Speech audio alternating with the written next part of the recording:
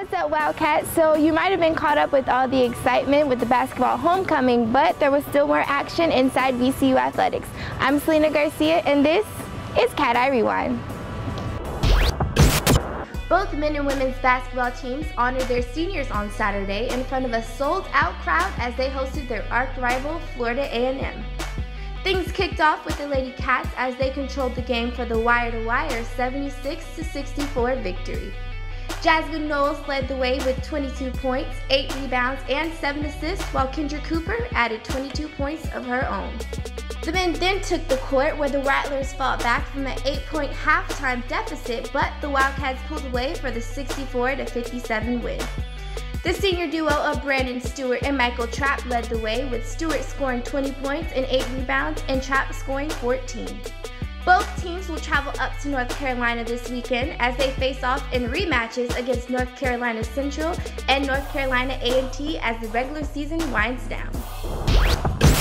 The Lady Wildcats softball team traveled down to Fort Myers, Florida this past weekend for the FGCU 4 Points by Sheraton Invitational hosted by Florida Gulf Coast, where they managed to split their 4 games. On Friday, BCU got off to an early 2-run lead thanks to Brianna Campos and Narita Gutierrez, but Stony Brook rallied back to get the 3-2 win in 9 innings. Against hosts FGCU on Saturday morning, Gutierrez had 2 hits and 2 RBIs as the Lady Cats managed to hold off the rally by the Lady Eagles to get the 6-5 win. In the evening matchup, a 2-run first inning was enough support for Bailey Connor as she went the distance with 5 strikeouts as BCU defeated Oakland 2-0 for their 2nd win of the weekend. On Sunday, Kaylin Allen Priest went 2 for 2, but Purdue pitcher Lily Fetcho shut the Lady Cats out, giving the Lady Boilermakers the 2-0 win. The Lady Wildcats traveled to Miami this weekend to face off against Ole Miss and FIU. The baseball team opened up their home schedule this past weekend as they hosted Mercer for a 3-game series at Jackie Robinson Ballpark.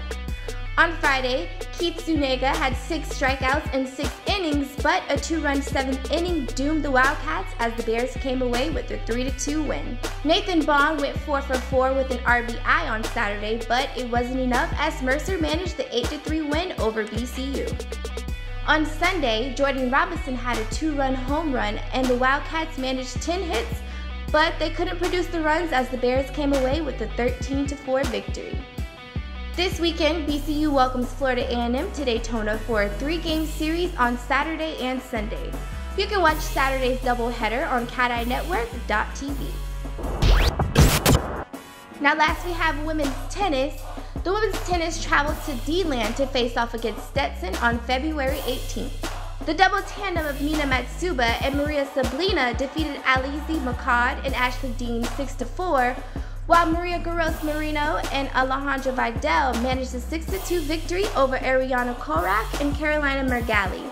But the Lady Hatters stormed back in the singles matches to come away with the 5-2 team victory. The Lady Cats traveled to Miami this weekend to face off against Hillsborough, St. Thomas, and FIU. Alright, Wildcats, well that about wraps up this week's episode. Remember, for more information you can log on to bcuathletics.com and be sure to follow us up on all of our social media platforms. I'm Selena Garcia. See you next week.